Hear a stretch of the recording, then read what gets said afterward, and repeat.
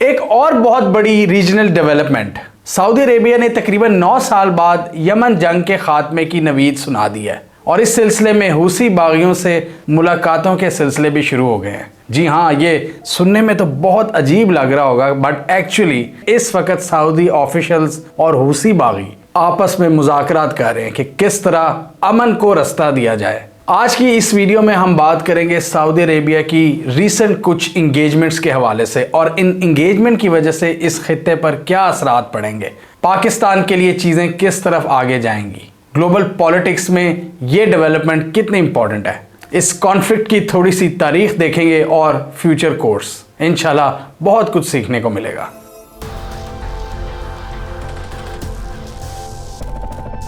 ये सब कुछ एक ख्वाब लग रहा है कि जिस तरह सऊदी अरेबिया ने हूसी बागियों को इंगेज किया है ओमान की मदद से, और ओमानी और सऊदी ऑफिशियल्स ये यमन गए और यमन का जो कैपिटल है सना, वहाँ पर इनसे मुज़ाकरात शुरू हुए हैं और ये वो रीजन है जहाँ पर तकरीबन 90% एरिया पर हूसी बागियों का कंट्रोल है। हूसी लीडर मोहम्मद अल बुकैती ने ट्विटर पर यह पैगाम जारी किया जिसमें उन्होंने बताया कि ये सऊदी से डिस्कस करेंगे how to achieve a comprehensive and lasting peace in the reason.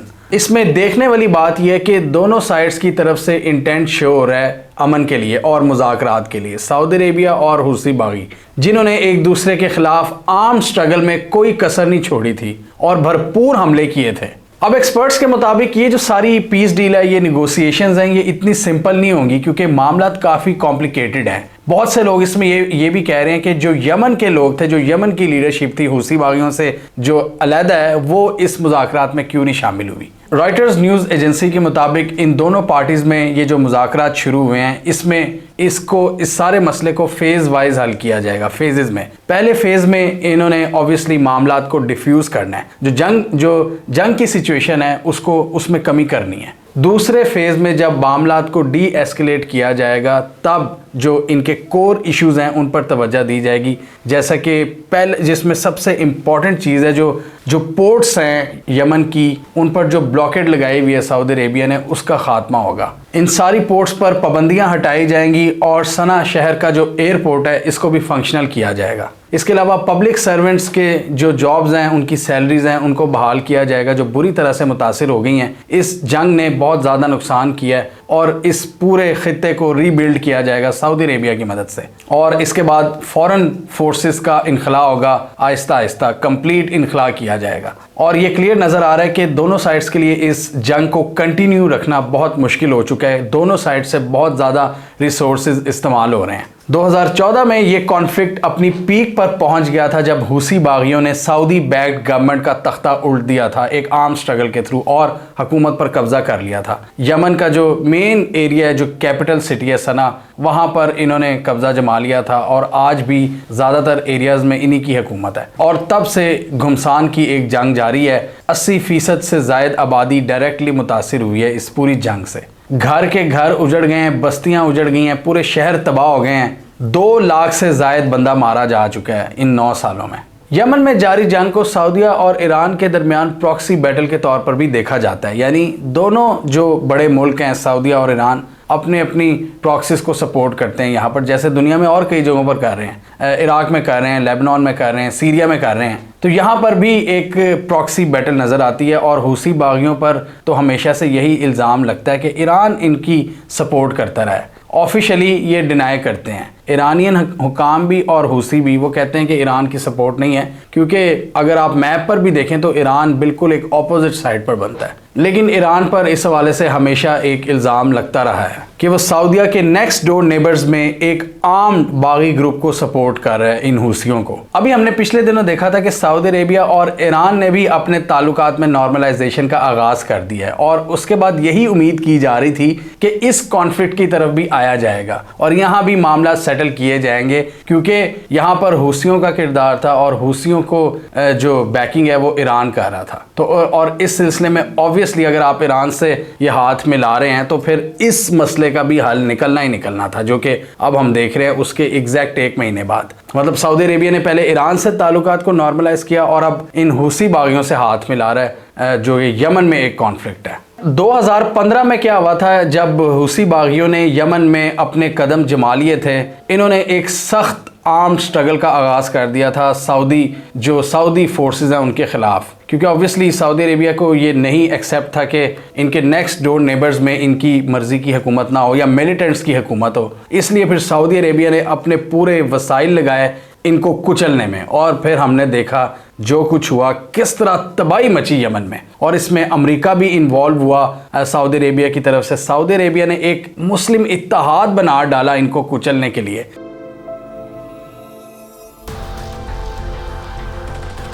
एक इस्लामिक इत्तेहाद आपको याद होगा 2015-16 में, जिसकी क़यादत बाद में रहील शरीफ ने की, पाकिस्तान के एक्स आर्मी चीफ ने। और जब रहील शरीफ आपके आर्मी चीफ थे और नवाज शरीफ आपके प्राइम मिनिस्टर थे, तो तब सऊदी अरेबिया जब ये इत्तेहाद बना रहा था मुसलमानों का, इसने पाकिस्तान से भी रिक्वेस्ट की कि आप डायरेक्टली मदद करें, अपनी फ़ौजें भेजें यमन में, हमारे साथ लड़ें। तो वहाँ पर एक बड़ा पाकिस्तान ने बड़ा जिगरा दिखाया था और डायरेक्टली नो करने के बजाय पाकिस्तान ने इनको कह दिया कि हमारी पार्लियामेंट ने अप्रूवल नहीं दी इसकी। पार्लियामेंट में वोटिंग कराई और जो आउटकम निकला वो ये था कि हमें यमन जंग का हिस्सा नहीं बनना चाहिए। पाकिस्तान का बेसिकली पॉइंट ऑफ व्यू यही था कि इस जंग में पड़ने से कोई सेक्टेरियन एलिमेंट ना इसमें आया हो जाए कि पाकिस्तान किसी एक स्पेसिफिक तबके के खिलाफ जंग लड़ रहा है। ऑब्वियसली यहाँ पर मतलब कैंप्स बने हुए थे कि शिया सुन्नी की जंग का एक तासुर आ रहा था, तो पाकिस्तान ने उस तासुर में,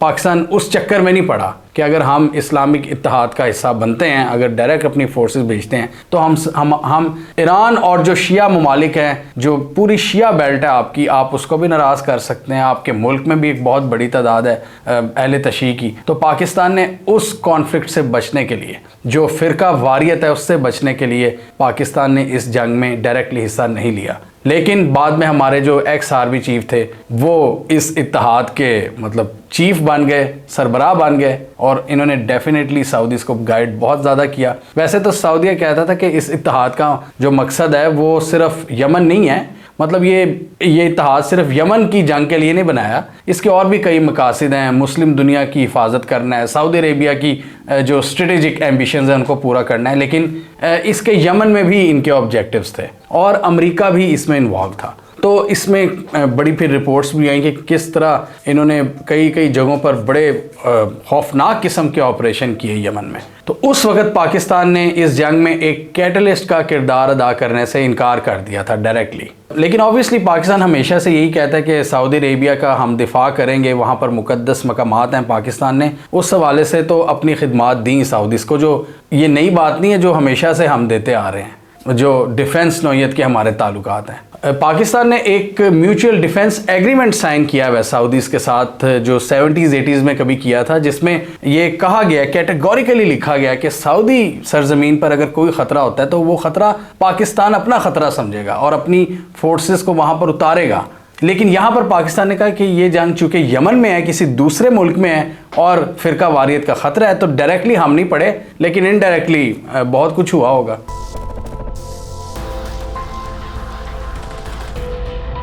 तो अब हम देख रहे हैं कि फाइनली सऊदी अरेबिया इस जंग के ख़ात्मे की कोशिशें कर रहा है। ये बड़े ज़बरदस्त इक़दाम कर रहा है। अगर आप MBS की रीसेंट ट्रैजेक्टरी देखें, पहले तो ये आए थे जब क्राउन प्रिंस नए थे, तो बड़े गुस्से वाले क्राउन प्रिंस थे, सबसे इन्होंने बिगाड़ ली थी। अब आहिस्ता आहिस्ता हम देख रहे हैं कि ये डिप्लोमेसी में बड़े ज़बरदस्त इक़दाम कर रहे हैं। बहुत से लोग इनकी तारीफ़ कर रहे हैं, इनकी डिप्लोमेसी की, कि अपने पुराने जो इनके राइवल्स थे उनसे हाथ मिला रहे हैं, जंगों के ख़ात्मे की बात कर रहे हैं। और सबसे मज़े की बात यह है कि एक इंडिपेंडेंट फॉरेन पॉलिसी अप्रोच को ये अपनाना चाहते हैं। इन्होंने ईरान के साथ हाथ मिलाया, उसमें चाइना ने किरदार अदा किया, अमेरिका ने नहीं। फिर हमने देखा पिछले दिनों इन्होंने सीरिया से भी नॉर्मलाइजेशन की बातें शुरू कर दी हैं, और सीरिया में इन्होंने बशारुल असद की जो रजीम है उसके अगेंस्ट जो प्रॉक्सी ग्रुप्स थे उनको सपोर्ट किया, लेकिन उनसे भी अब हाथ मिला रहे हैं। और अब ये तीसरा जो बड़ा इक़दाम है ये यमन में आ रहे हैं। और इस चक्कर को देखें तो अमेरिका बहादुर ने इन डेवलपमेंट्स को इतना वेलकम नहीं किया जो इनकी ईरान के साथ इंगेजमेंट हुई है, जो इनकी बशारुल असद के साथ हुई है। अमेरिका इसको बड़े परेशानी की निगाह से देख रहा है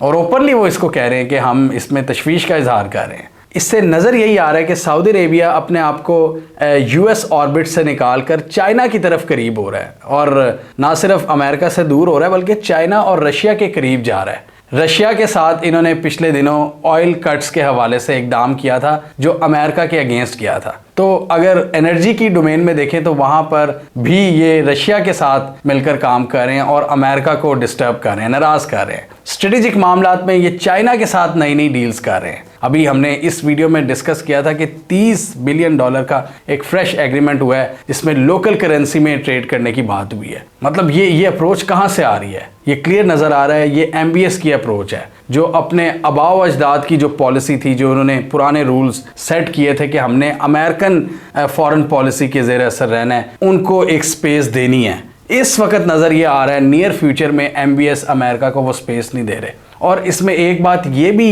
काबिल गौर है कि ये सब चीज़ें क्यों कर मुमकिन हो रही हैं। अमेरिका का अफ़गानिस्तान से इनखला, जब से अमेरिकन ने अफ़गानिस्तान से इनखला किया, हम क्लियरली देख रहे हैं कि अमेरिकन का इन्फ्लुएंस कम होता जा रहा है और अमेरिकन राइवल्स जो हैं इस रीजन में वो अपने लिए एक स्पेस बना रहे हैं। China, Russia, Iran, Saudi Arabia ये ऐसे इकदाम कर रहे हैं कि ये अब आ रहे हैं उस जगह को फिल कर रहे हैं, चाहे अफ़गानिस्तान हो, चाहे आपकी ये वाली मतलब सऊदी अरेबिया वगैरह हो, पूरा गल्फ का रीजन हो। ये अमेरिकन इंटरेस्ट के लिए एक बहुत बड़ा धचका है। इसका क्रेडिट सऊदी अरेबिया के यंग लीडर मोहम्मद बिन सलमान को जाता है, जिन्होंने वक्त पर भांप लिया है कि दुनिया फ्यूचर में यूनिपोलर नहीं रहेगी। ताकत का सरचश्मा सिर्फ अमेरिका बहादुर नहीं होगा बल्कि मल्टीपोलर वर्ल्ड होगी जहां पर आपको सबसे बनाकर रखनी पड़ेगी। सिर्फ अमेरिकन इन्फ्लुएंस नहीं होगा जो आप पर असर करेगा, उसमें आपको चाइना को भी स्पेस देनी है और रूस को भी स्पेस देनी है। और MBS लग यही रहा है कि वक्त पर ये सब चीज़ें भांप गए हैं,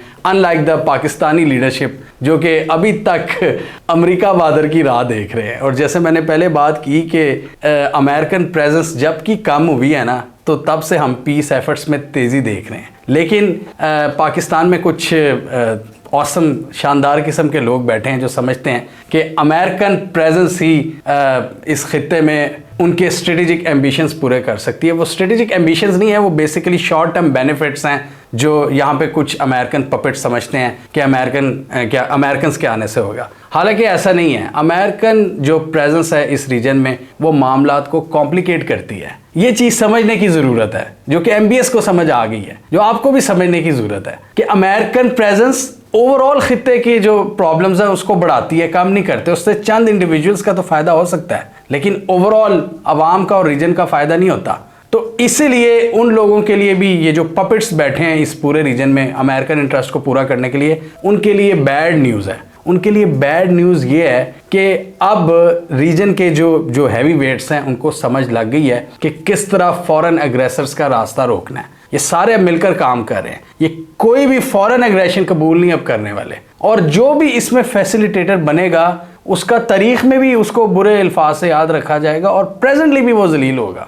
आपको एग्रेशन का फैसिलिटेटर नहीं बनना बल्कि पीस का एजेंट बनना है। इस वजह से और भी बड़ी डायनामिक्स चेंज हो गई हैं। जैसे पाकिस्तानी कुछ पॉलिसी मेकर समझते हैं ना कि सऊदी अरेबिया आपको हमेशा मतलब उसी अप्रोच से देखेगा जैसे वो आपको 80s या 90s में देखता होता था। नहीं, वो बात अब ख़त्म हो गई है। आपने उनके साथ डिफेंस एग्रीमेंट किया था, अब वो इंडिया के साथ भी कर रहे हैं, वो इवन इजराइल के साथ बातचीत कर रहे हैं, वो चाइना के साथ बातचीत कर रहे हैं, वो ईरान के साथ बातचीत कर रहे हैं। अब उन्हें पता है हमारी डिफेंस के हवाले से सिर्फ पाकिस्तान पर डिपेंडेंस नहीं है, और इसलिए इन्होंने पिछले दिनों बयान भी दे दिया है कि अब हम किसी मुल्क को अनकंडीशनल सपोर्ट नहीं देंगे। तो आप देखिए, जब अमेरिकन हेजीमनी चैलेंज हो रही है इस रीजन में, तो सऊदी अरेबिया अपनी पूरी इक्वेशंस बदल रहा है। सऊदी अरेबिया भी ओपनली कह रहा है कि अब वो पुराने तरीक़ेकार नहीं रहे, क्योंकि उन पुराने तरीक़ाकार जो होते थे, जब कोई सऊदी डील वगैरह होती थी, उसमें अमेरिकन का भी एक हाथ होता था। जब अमेरिकन इक्वेशन से निकल रहे हैं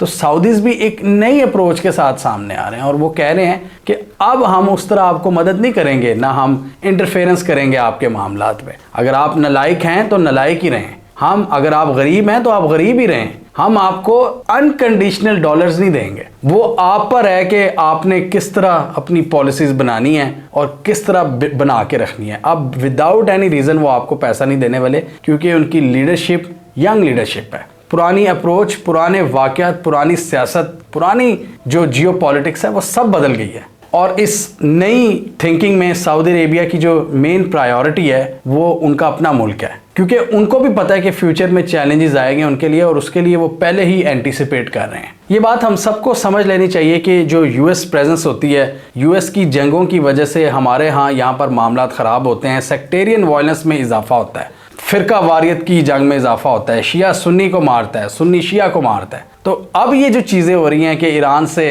दोस्ती हो रही है, यहाँ पर भी आप देख रहे हैं कि एक सेक्टेरियन वायलेंस का, सेक्टेरियन इशू का ख़ात्मा होगा इंशाल्लाह। सीरिया से जो बातचीत चल रही है उसमें भी यही एलिमेंट है, और अब यमन वाला। ऑब्वियसली इन सारे कॉन्फ्लिक्ट्स का असर पाकिस्तान जैसे मुल्कों पर भी पहुँचता था, और ये जो इश्यूज़ हैं ये क्यों जन्म लेते थे?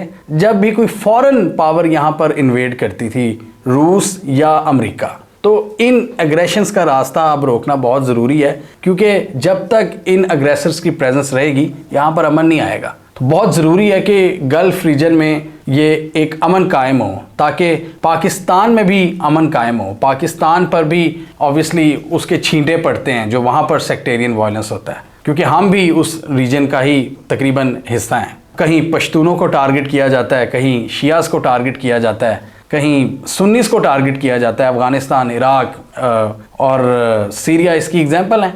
मोहम्मद बिन सलमान के इन बोल्ड इक़दामात से मैं इस रीजन में एक अमन की फ़िज़ा कायम होते हुए देख रहा हूँ, अनलेस कि यहाँ पर जो पपेट्स हैं वो स्पॉयलर्स के फैसिलिटेटर्स ना बन जाएं, और वो अगर कामयाब हो गए तो फिर अमन की कोई गुंजाइश नहीं बनेगी, और इस अमन को वो तार तार करके रख देंगे अगर उन्होंने फॉरेन इंटरवेंशंस का और फॉरेन एग्रेसर्स का रास्ता बनाने की कोशिश की।